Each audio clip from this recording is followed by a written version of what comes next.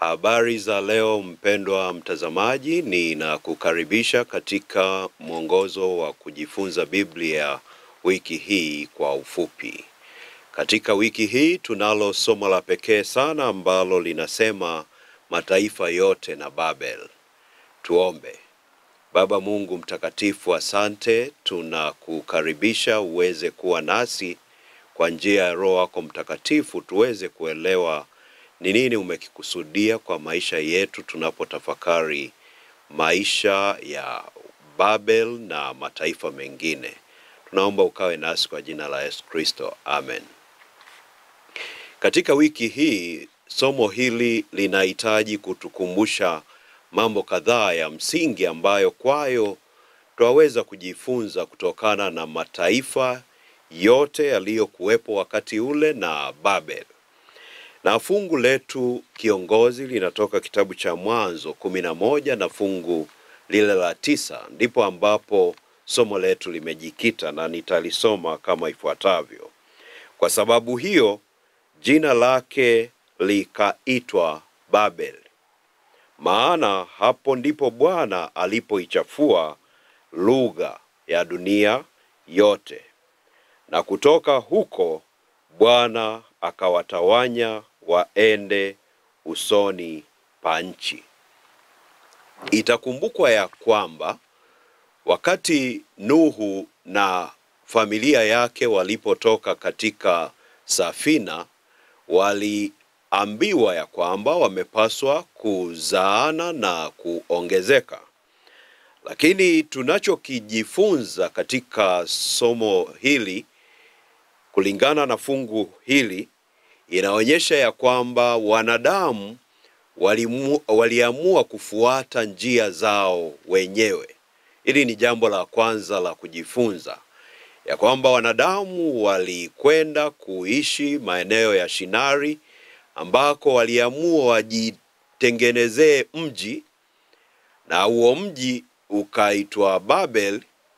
Na katika ule mji lengo lao kuu lilikuwa ni kwamba wajitengeneze jina, ambapo walidhamiria kutengeneza mnara mrefu ili wamfuate Mungu kule aliko, na ikiwa itatokea gharika tena wasiangamie. Walisahau ya kwamba Mungu alishaahidi katika agano lake ya kwamba hataangamiza tena kwa gharika. Hivyo tunachofundishwa ni kwamba siku zote mwanadamu amepaswa kuwa mnyenyekevu na mtii. Walipoamua kusema wanataka wajenge mnara na kutengeneza jina, ndipo Mungu akasema kwamba tutashuka huko chini tukaangalie hicho wanachokifanya. Sio kwamba Mungu alikuwa haoni, bali alikuwa anaona, na kilichofuata ni kwamba lengo lao la kujitengenezea jina na kukiuka maagizo ya Mungu kwamba watawanyike ulimwengu wote, wakazaane na kuongezeka, wao wakaamua wakae sehemu moja ili watengeneze jina.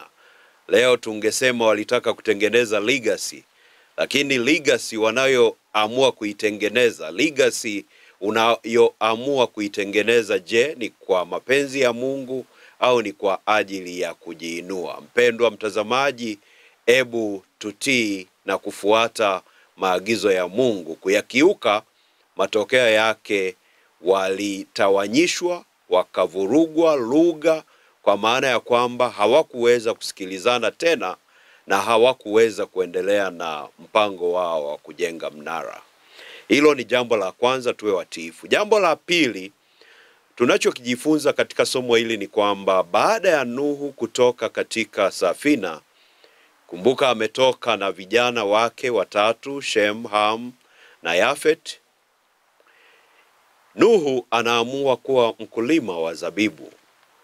Kuwa mkulima wa zabibu sio jambo baya, lakini baada ya kuwa amepata zao la zabibu, anaamua kutengeneza sharubati au juisi. Lakini hiyo juisi inaenda inachachuka, inapochachuka inatengeneza kilevi. Nuhu anakunywa hiyo kilevi na analewa, anajikuta yuko uchi. Nuhu anakuwa uchi na Ham mwanae, badala ya kumsitiri, anaamua kuwaita nduguze ya kwamba njoni muone. Nafikiri ingekuwa ni kizazi cha leo, angepiga selfie na mzazi wake ambaye yu uchi. Lakini kaka zake wanachoamua, wanakwenda kinyume na wanamficha aibu ya baba yao. Nini kinafuata? Nuhu analaani kizazi cha Ham kwa maana ya Kanani, na hivyo anasema ya kwamba Kanani atakuwa ni mtumwa wa kaka zake. Kwa hiyo nini tunajifunza mahali hapa katika maisha yetu ya leo? Mara nyingi tumekuwa tukishabikia, tukifurahia, tukishadadia makosa madhaifu ya wenzetu, ilhali sisi tunayo makosa yumkini tu hayajawa wazi mbele ya jamii na mbele ya nyumba zetu za ibada. Mpendwa mtazamaji, unapoona mwenzio amekosea, ebu sikitika, lia, omba kwa ajili ya nafsi yake. Inatufundisha nini? Tuwe wepesi kuumia kwa ajili ya makosa ya wenzetu.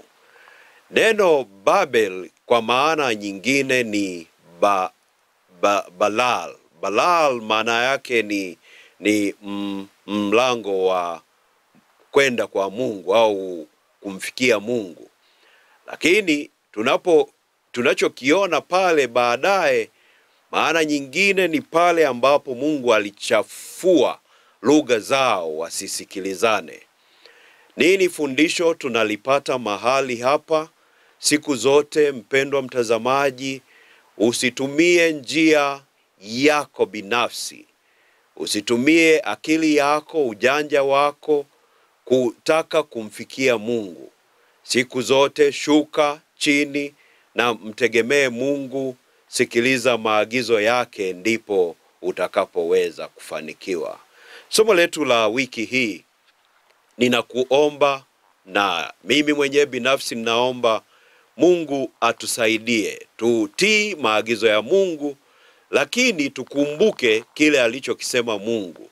Akisema sitaangamiza kwa gharika, anamaanisha usitafute njia ya kujenga mnara mrefu ili umfikie Mungu, gharika ikija usije ukaangamia. Yeye atakushukia tu kwa njia yake anayoijua, na mpango wako utavurugwa. Mungu akubariki unapotafakari neno hili na kujikita katika kumtii Mungu na kufuata maagizo yake, katika jina la Yesu Kristo aliye Bwana na mkombozi wetu. Amina. Tuombe. Baba Mungu mtakatifu, asante kwa upendo na ulinzi wako kwetu. Tunakuomba ukawe nasi tunapotafakari neno hili. Mara zote tulipoamua kwenda kinyume na maagizo yako, wewe ulishuka na kufanya kile ulichoona kinafaa kwa ajili ya kuturekebisha. Tunachoshukuru ni kwamba wokovu bado upo na bado umeacha mlango wazi kwa ajili ya yeye atakayeamini na kuifuata sauti yako. Tumeomba hayo na kushukuru katika jina la Yesu Kristo. Amina.